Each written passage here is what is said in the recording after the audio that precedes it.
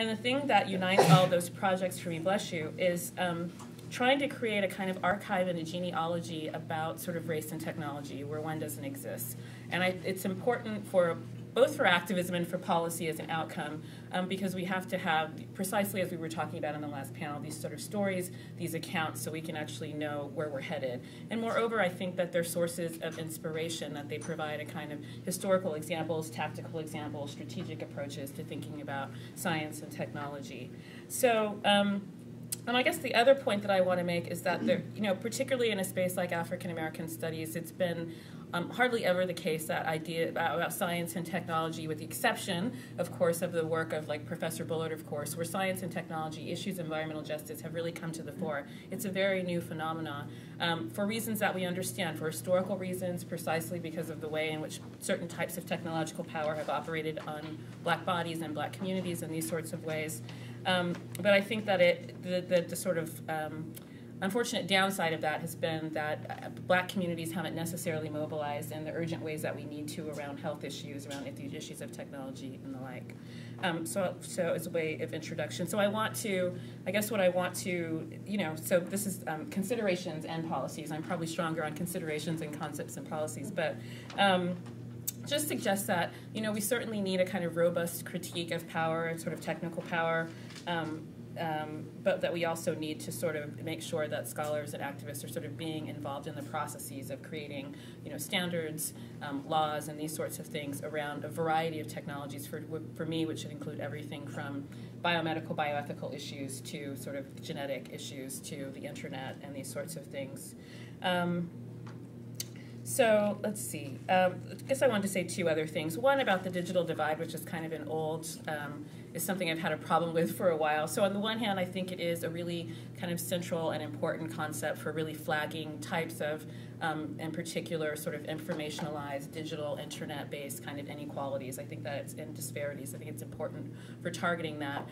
But I also, in particular, not only by race, but by region, age, and these sorts of things, but particularly for communities of color, I think there's a danger inherent to that, and that it sort of pathologizes communities. So there's a sense that, people of color could never be caught up with technology anyways, and so of course they're victims of the digital divide.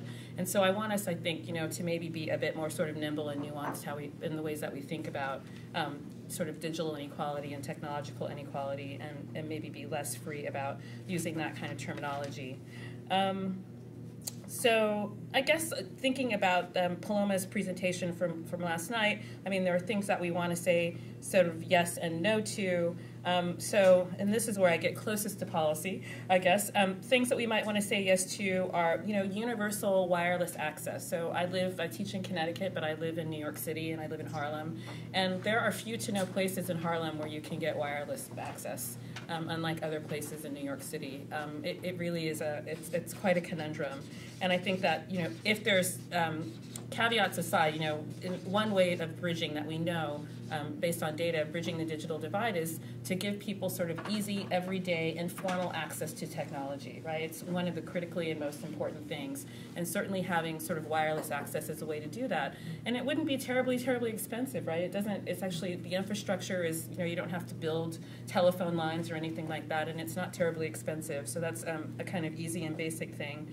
I'd also want to suggest that we might think about moving from, this conversation has happened a little bit already, but moving from a kind of trade training for people to obviously sort of technical skills where people can be producers and not only consumers of technological processes, software, and these sorts of things, so that people are getting the tools that they need to be sort of full participants in the knowledge economy, not just consumers of the knowledge economy.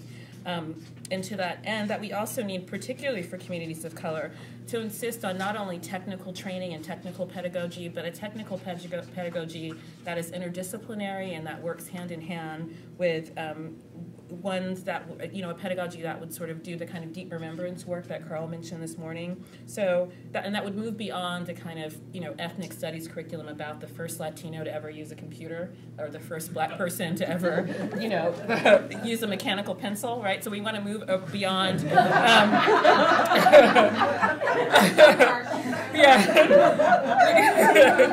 So we want to move, a pedagogy that moves beyond the first, right? And to really sort of everything from Parliament to contemporary things about genetics, think in really deep ways about the genealogies of interactions and intersections between communities of color and technology, both the ways they've been oppressive, the ways they've been liberating, where we've been consumers and when we've been producers, a really kind of richer and nuanced kind of conversation. So, you know, just to say that again in a less complicated way, a kind of interdisciplinary pedagogy that marries technical skills with kind of historical, conceptual, social skills together. What else? I think that this is more of a kind of thinking about our activism would be to sort of, I guess, to rely less on organizations like Indie Media to do the like technology work, and then we do our other work. You know, I think it's certainly the case that you know, information science and technology are where we're at. It's where we're going to be. Whether or not we want to have a critique about that, and of course we should, it is the kind of zeitgeist and the engine of our society and of the societies globally. And so I think that we need to reckon with that. And so I think it's important for, and Mimi will talk about this, for organizations, you know, NGOs, social movements to be quite sophisticated in the way that they use technology. And, you know, I think one of the ways to do this, and this goes a little bit back to Ditra's point, is to use the youth. They know this stuff. They know how to get the word out. They're more comfortable with it than some of us older folk. And, you know, I think the digital storytelling, some of these things that we were talking about, it's important to use the social networking sites. All these kinds of things I think are really sort of important to work kind of across platforms.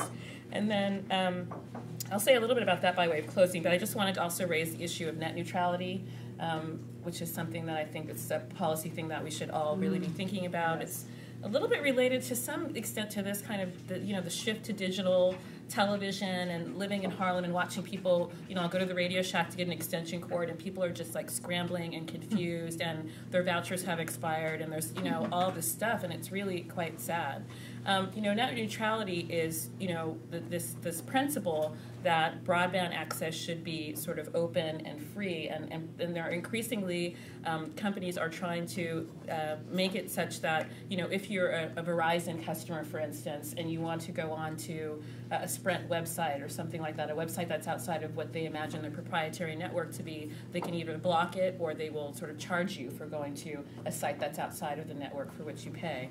And so it would really sort of remake, the kind of, process of sort of web surfing and these things as we understand it, and it would continue to commodify and monetize these things. But, it really is amazing the things that we find to sort of charge people money for. It's like we're going to take what you already have, this net neutrality, and make it something else. So lastly, this is a bit more related to the kind of indie media and thinking about Web 2.0 and social networking. I'll just tell you a little bit. I have this brilliant graduate student, and we have a joint PhD program in African American Studies and Sociology at Yale, and she's working on this project on, among other things, on the GINA 6, organizing around that. And part of what she's observing in her project is that, well, she's got a couple of questions. One is that we're in this moment of kind of colorblind racism. So how do we sort of mark and talk about racism? This is a little bit about what Archon was talking about. How do we talk about discrimination and racism in this moment where it's refused, it's denied? There's all this kind of social desirability pressure where people can't even hardly speak it. And so part of what she's arguing, the student her name is Stephanie Greenlee, is that technology is vital for helping us to even just make discrimination visible, right? So that for her, part of what happened with the GINA 6, the kind of first order move was that young people in particular mobilized to just sort of expose the fact that discrimination occurred, right? To sort of, it wasn't being covered at all in the mainstream press. It was very much the work of young people using it, and in particular a lot of Web 2.0 technologies beating the drum around this that got even it to be acknowledged as a form of discrimination, then that we could mobilize around in ways that we understand. And then, we kind of know the success stories, but there's also kind of new tactics we're thinking about. So with the GINA 6 example, the Web 2.0 technologies and social networking sites were used as their own form of protest, right? So people who couldn't make the trip to go to GINA wore black, took pictures of themselves in solidarity and put them on their Facebook sites, put them on their MySpace sites. So you had sort of millions of people in addition to the tens of thousands that went to Louisiana to protest sort of in solidarity in these different kinds of ways, making this situation visible. So I'll leave it at that. Am I okay? Yes.